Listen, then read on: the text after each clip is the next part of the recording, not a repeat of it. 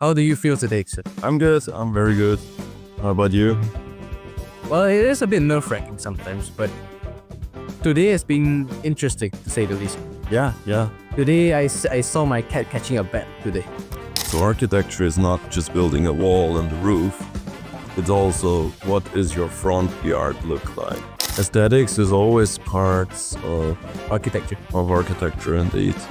Of any life, I would say. And so you have to be a really creative person to be an architect. No, you don't have to be.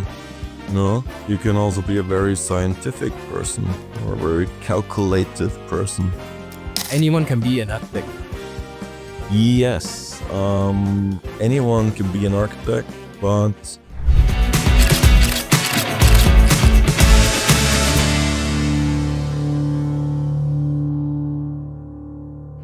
Good morning, everyone. My name is Lieutenant General Cedric Yago, and today we are on the Making You Better You show. This is a show that will give us more knowledge by talking to an expert, and it makes us a better person in life. And now, let us go to the topic. The topic for today will be very informative and very inspirational. The guest for today is from Austria. He is a person who is an expert in sustainable architecture, and in fact, he is the lead architect for Orangutan Haven, Eco Park, and Wildlife. So, without further ado, let us welcome Sir Gilbert Moore. thank you, Cedric. Thank you for introducing me. How are you feeling today, sir? It's an honor to be here. I heard we are the first ones today. Yeah, we are the first ones today. In this place. We are indeed the first ones today, and I feel very honored to be here. Let's make it happen, right? How do you feel today, sir? I'm good. I'm very good. How about you? Well, it is a bit nerve-wracking sometimes, but today has been interesting, to say the least. Yeah. Today, I saw my cat catching a bat today. Oh, And the bat was kind of rotting in the backyard. Just a kind of a weird thing, but I mean, he just caught a bat out of nowhere. I bet he was throwing in kicks like some people would in, for example, boxing or Muay Thai. It would have been funny. It would have been funny to watch, but sadly, I didn't get to see it. that's life. You're kicking into wildlife talks directly, do you? Of course. But before we start, Gilbert, What are we gonna talk about today? we are going to talk about perhaps your profession, which is being an architect or sustainable architect. Yeah. And perhaps we might go into a bit more private stuff, like perhaps informative or inspirational private stuff. And if you feel like it's not something that you're comfortable with, please be sure to tell us. Always Okay. always good. Okay, without further ado, let us start with my first question. So, Gilbert, my first question is, since, well, I've heard the word like architecture, I've always thought that it's like being about designing buildings for homes, for offices. I've never really thought about it being in like a sector of where you can build parks or even houses for animals. And even my mom or my dad wonders because they have never really heard about the profession called sustainable architecture before. Mm-hmm. And since you were specialized in a profession as that, what is it really like to be a bamboo architecture or a bamboo architect? Interesting. Yeah, indeed. The main reputation that architecture has is building a concrete house, a bunker. Where does that come from? Yeah, we go back to the start of humanity, and architecture was the first primitive humanoid finding a few tree branches in the woods and building up a shack. So that was the first architecture. Indeed, it is related with housing, but a part of that, it is related with, this first human being was in the forest, was in nature, or was in the desert, wherever. And then, you not look at the house itself in a broad way of architecture, but you look at your surroundings. So you're engaging the environment, the nature, into this space. So architecture is not just building a wall and a roof. It's also what is your front yard look like? What is the garden So there's landscaping to it, and then there is all these aspects of water conservation, of natural airflow, interior enhancement, and so on. And that makes it then a sustainable architecture only when you tick all the boxes of making a better place for not only a human being, but also for all living beings on planet Earth. And that draw me into bamboo architecture, coming from there.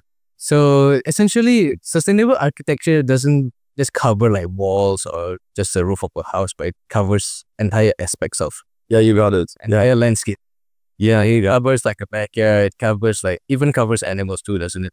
Yes. It covers wildlife. It covers the environment, It covers the whole ecosystem. and also trying to make it look good at the same time.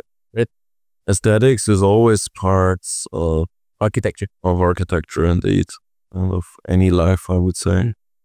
And so you have to be a really creative person to be an architect. No, you don't have to be. No, you can also be a very scientific person or a very calculative person. There's architects who calculate the heat, lighting, air, and energy use of buildings. Those are architects too. A very important part. There's architects who just design and make aesthetics the first priorities, but then form follows function. I see. So architect actually has a lot of characteristics into it. I see. I mean, like, That's a broad thing. you can like math and be an architecture too. Seems like. In math, Yeah, and no, like, I mean, like, you like math, you can calculate stuff easily, like heat, temperature. You said you can. I mean, like, when you like even science subjects, you can be an architecture. You don't have to be a creative person to be an architect. no, you don't have to be a creative person. So anyone can be an architect. Yes, anyone can be an architect, but the person, back to the story, the first story before, is always related to building a shelter for somebody, or for, if you build a chicken coop, or, for pigs, or for animals, a shelter for horses. That's an architecture study as well. It doesn't have to be a shelter for Humans. It's Can be for animals too. yeah. So as an architect for Orangutan Haven, do you work like really close with orangutans, or are you usually the person who works behind the scenes, or are you on the field working with orangutans usually? I do not work with orangutan in a direct way. I'm designing and building structures that provide proper shelter and proper, I would say, roaming range, Like a habitat. habitats for orangutan.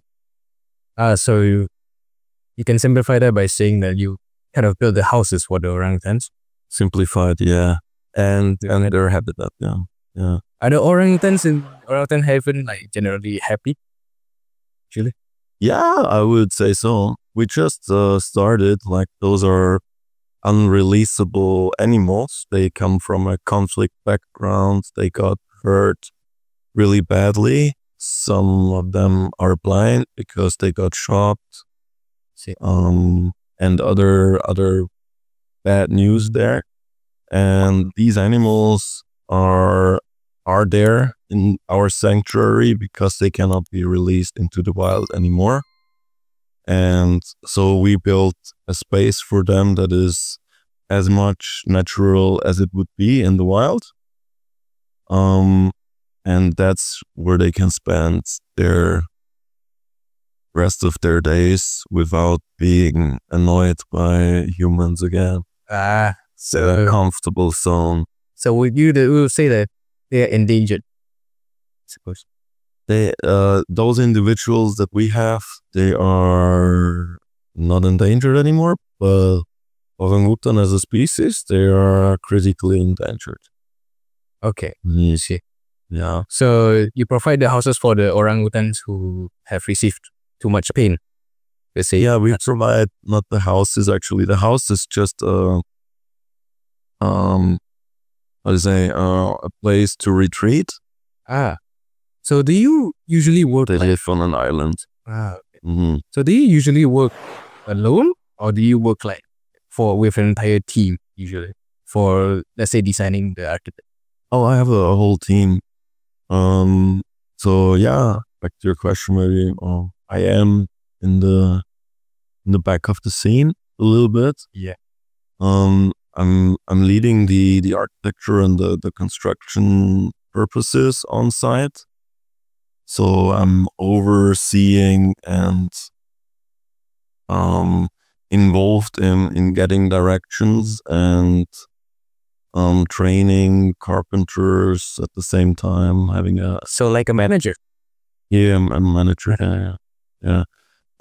A bamboo production team. Ah, Leading production, so we have our sourcing our own materials, and also looking and building up capacity building of young architects who step in, and other construction workers and construction belongings.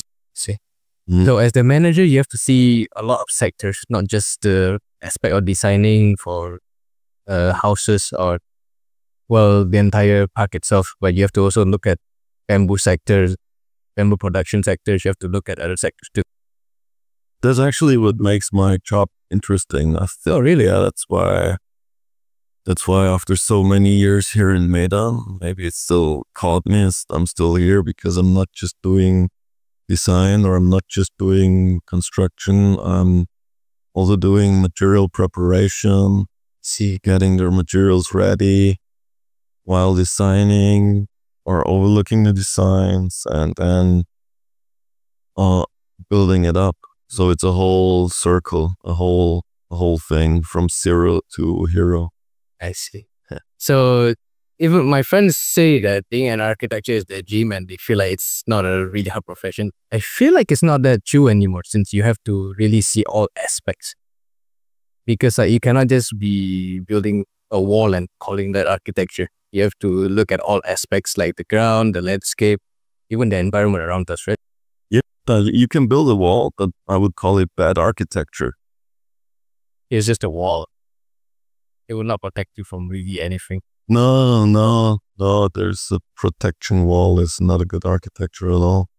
A wall is separating us from something. Yes, indeed. But the good architecture is inviting everything in. Yeah. And feeling safe at the same time. Does that come? Yeah, absolutely. Safety, is a thing. Safety is a question. Now, I would like to go in. It can be a green wall, for instance, right? Cap? Green wall? Oh. Like a wall doesn't have to be a solid wall. It can be a green fence I can make. Oh, you mean like I can make a wall with plants. Oh, with plants. Or like a plant arch thing. Yeah, well, something, a green fence. Can it be like I say like a insect, like a vine fence, that type of deal? For instance, can work as well. Many ways, yeah.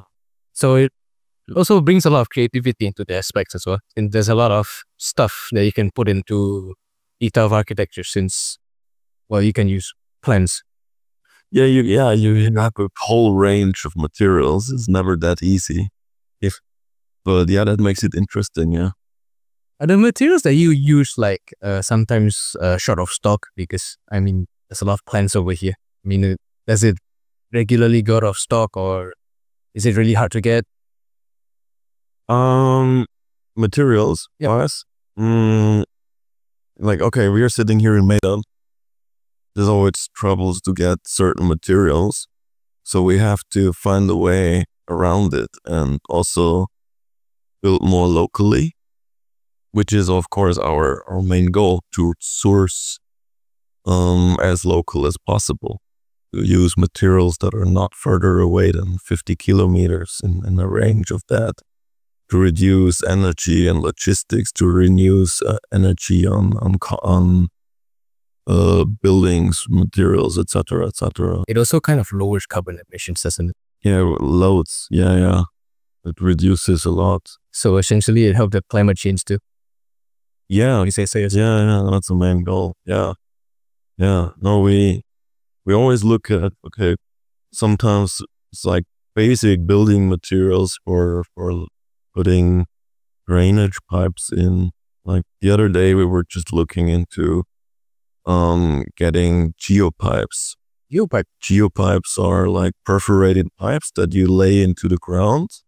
Oh. So that the soak water drains, like the top water, rainwater, drains into the ground and runs off, and so you can drain your water to a soak land or wherever you want to have it.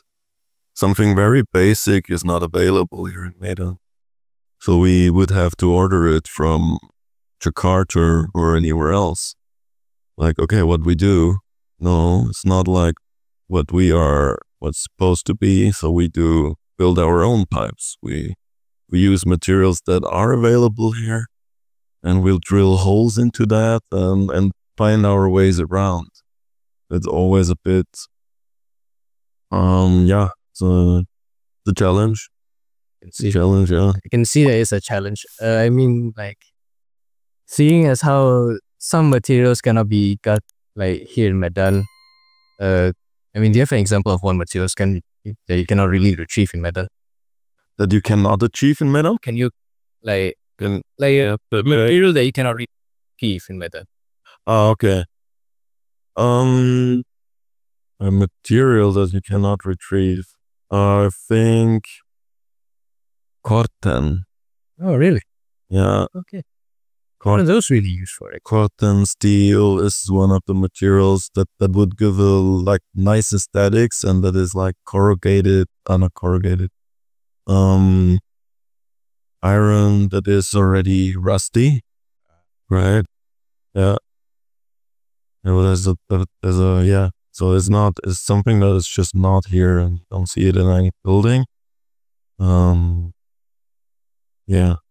So not all materials are always easy to get over here, but you guys always try to make it locally from here. So yeah. to waste like less time, to waste to not to waste, to prevent less carbon emissions, and perhaps even waste manpower, like some sectors.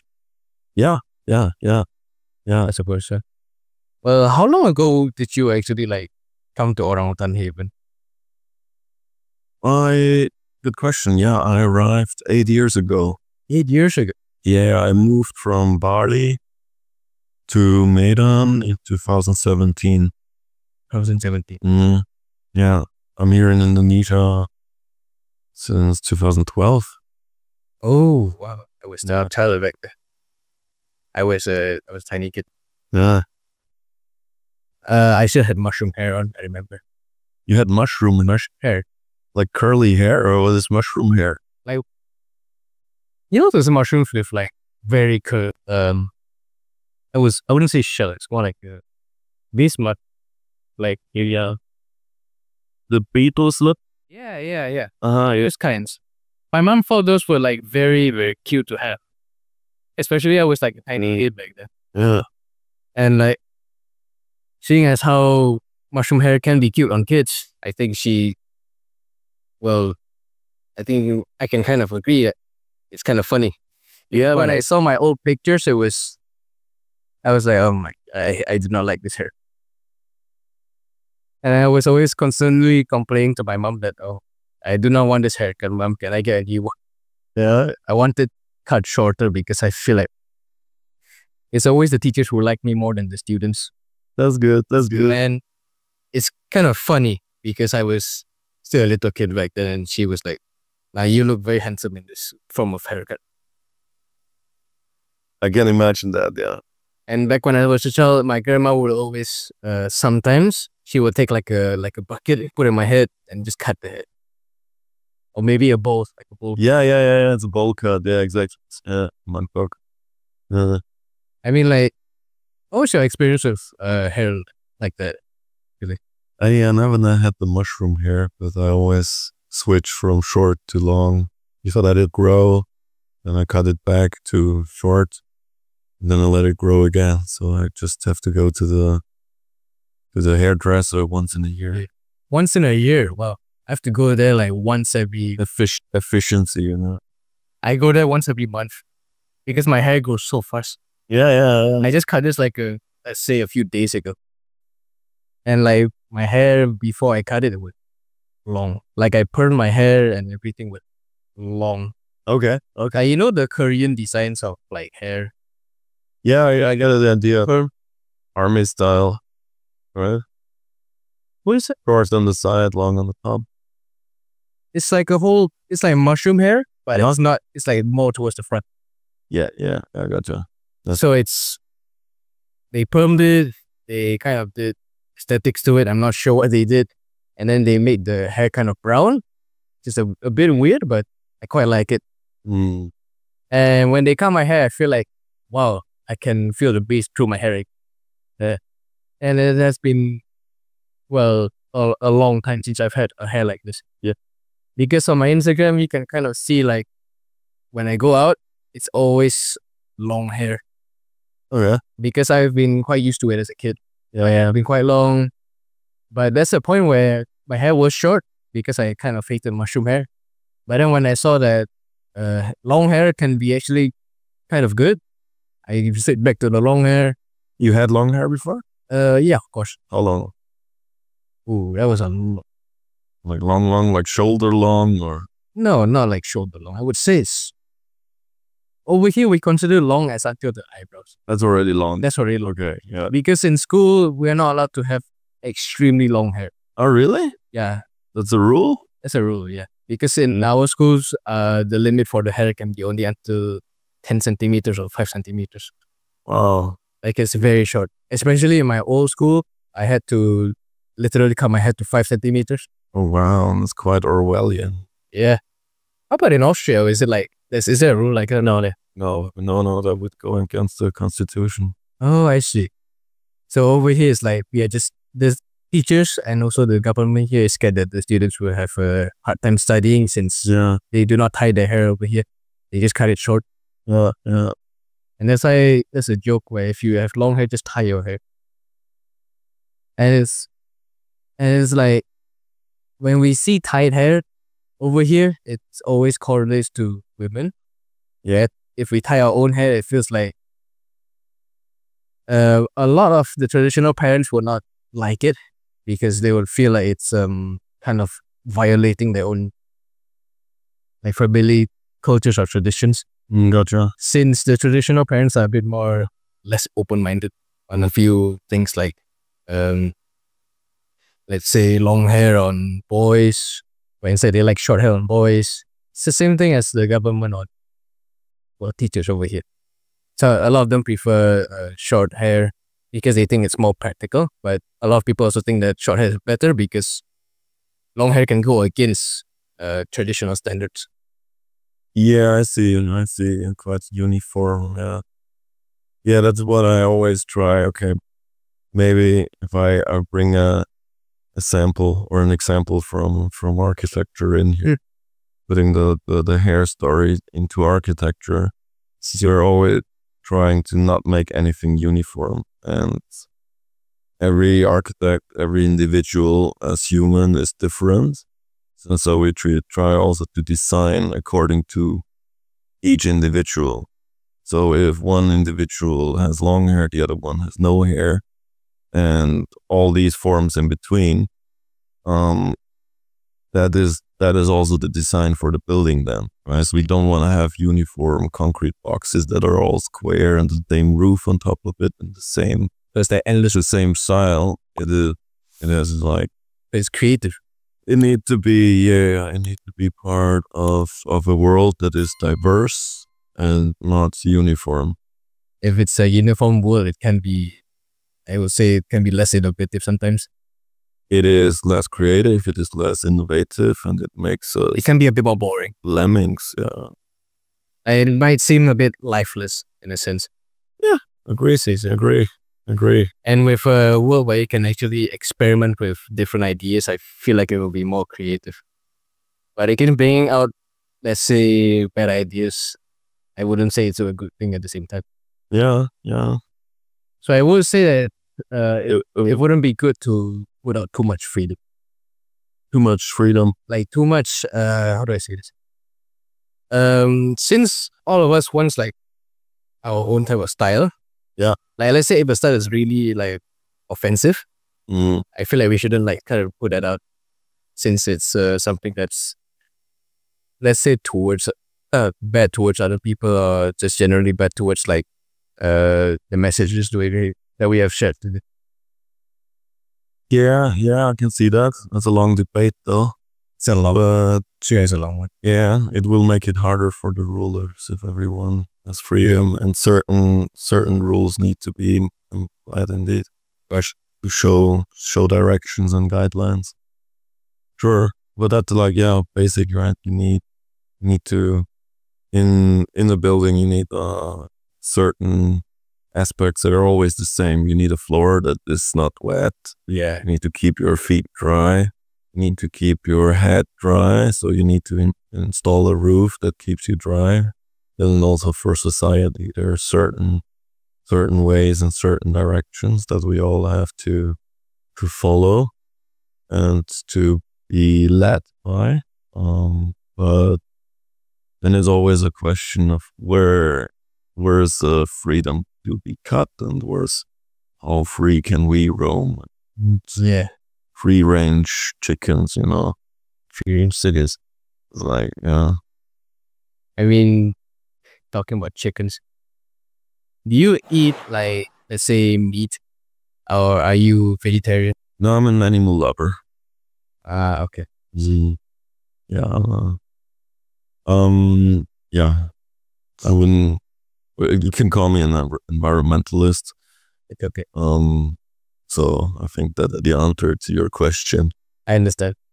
So it's you're a person who cares a lot about nature, Yeah. I'm part of nature. and you want to. I care a lot about me, and I care a lot about others. How about your family members? Do they also feel the same as? Oh yeah. I grew up like that. Oh, you grew up liking nature. Yes. I grew up next to a river, next to a forest. So you loved all of that. You loved all of it, and you wanted to preserve it over here as well. No, I didn't leave it. It's still here. Still there. And I'm going back home, often enough to reconnect. And yeah, it's like how I grew up. I'm just putting it to the next level, maybe. Yeah. See. Mm-hmm. And so Evolution. Yeah. So lovely. And so, like, essentially, do you feel like you kind of evolve your love for nature in Austria, or do you evolve your love for nature in Indonesia? No. As I say, I grew up with it, so I get you. it never really made a click. It was always there. It was. I remember when I grew up, and you asked me the question about whether I eat animal corpses or not. Yeah. I don't call it meat. I call it animal corpses, intentionally. Then I remind myself when I went hunting with my father, like back home, hunting for animals. That's how you get your meat, or that's how you get your, not like going to the supermarket and buy something that somebody else put in a factory and filled it with antibiotics and made this animal suffer for the whole life just to be killed thoughtlessly. No, when I went hunting with my father as a small child, I always, that's where I already developed like, fuck yeah, this is, no, it's tough. It's tough. You have to kill the animal. It's tough. You have to cut it open. get all the intestines out, to go home and prepare it, pull off the fur, and then until it's cooked and my mother was serving it on the table. It was always, I always, when I saw the animal being killed, I always looked into its eye before it was killed, because I was there, right? You saw it in the far before you shoot it. And then a deer, for instance, and I looked into its eye, and that's where I created the bond, because I knew, this feelings. it has a mother and has a father as well. Maybe it has a child somewhere running around in a different part of the forest. But that was always touching for me. And I remember that later, that I already created, that I know this whole process. And I myself decided I do not want to go hunting. So if I don't want to go hunting, I'm certainly not buying this in the supermarket. This doesn't make sense for me. Yeah, true. That doesn't make sense. So essentially, we have to also care about the animal's feelings as well. We shouldn't just roam around and hunt everywhere, as if animals have feelings too, right? They have families, they have feelings, they're sentient beings. We should really care about them as They also feel pain the same way as we do. So we have to care about them as much as we do care about ourselves. If we care about ourselves. If we That is not always the case. I see more common cases of where people care more about other people than they care about ourselves. Yeah, that's impossible. You cannot care about others if you don't care about yourself first. That's quite... that does hit deep. Yeah. It does hit deep sometimes, yeah. And like, as an animal lover, what do you usually do, let's say when you see a stray cat in the middle of the street? Yeah, what do I do? What do you think? Like when it runs to you. What do you do? I pet it. Yeah, okay, same. We always pet. Oh, I usually just give them food, actually. If it's possible, yeah. If there's, you can do like what you can do in an instance, yeah. Because I feel very bad for stray cats. My parents do. My entire family does. And I feel like stray cats get so little recognition because they have mothers too. They have fathers. They have families. We had kids too. Yes. And just seeing them perhaps like not being cared about, it kind of breaks our hearts. And then we see it. And they once had an owner, for sure. Yeah, one had an owner. So the source of this evil that is happening is from the owner or previous owner. Usually the previous owner is one who didn't really care about the cat. They were to abandon it, right? Yeah. And here's a fun fact, by the way.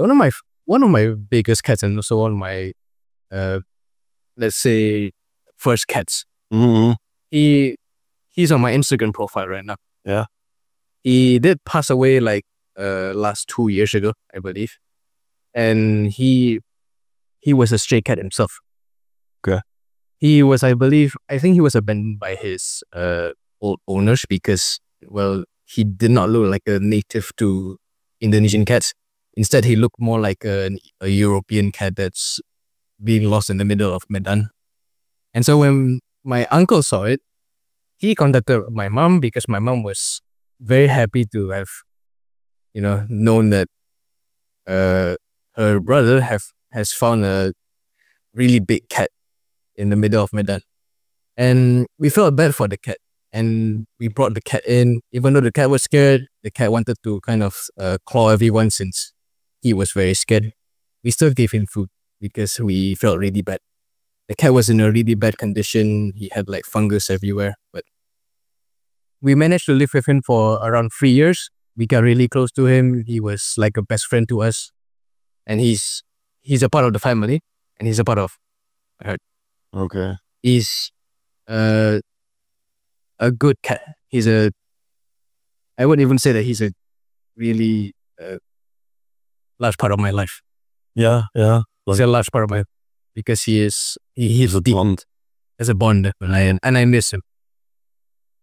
Yeah, I feel you. I feel you. I had a dog like that. I grew up with one, and it really hit me hard when he reached his age. Yeah, my cat did reach his age as well, because when we caught him, he was no, I wouldn't say we caught him. It's more like when we took him in, he was 3 years old or 5 years old, and for cats that is really old already, because cats' lifespan can go up to just, let's say, 10 years or just 9 years. Yeah, something like yeah. Dogs 15 years And well, maximum. we thought like, why not make the cat's life better instead of just leaving it on the street? And so we made sure that the cat lived very well Yeah. until, well, his age came to be, really. Yeah. And we felt really bad for the cat. Mm.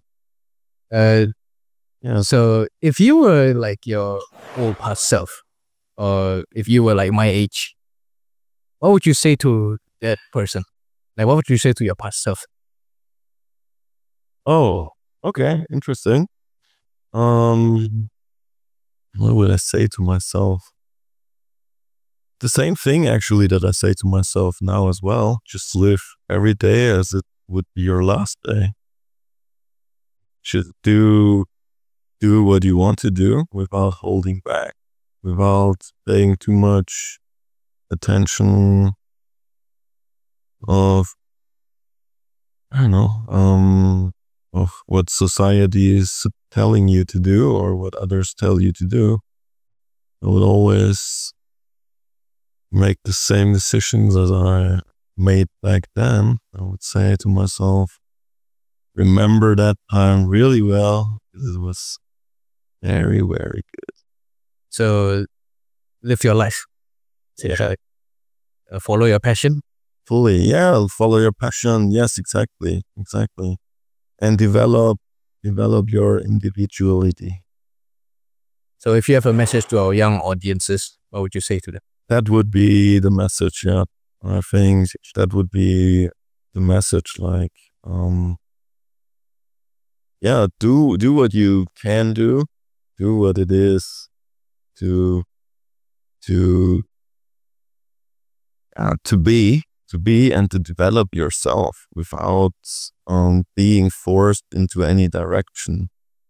Just go off and find what is in there in yourself. Is it in your heart? Is it in your mind? Is it in your soul? What is your passion? And go after it. Because only you will fail. We fail. We're meant to fail. And then we learn out of those failures. And that will lead us to another path that might pop up super interesting, or it might pop up as your passion that we don't know yet. But just by exploring, that's the way how we find out. And that makes us as an individual, not as a lemming that goes and works the same way as everyone else does. We need storytellers. We need peacemakers. We need laugh makers in this world. We got enough people that are the other part. And that's what we need.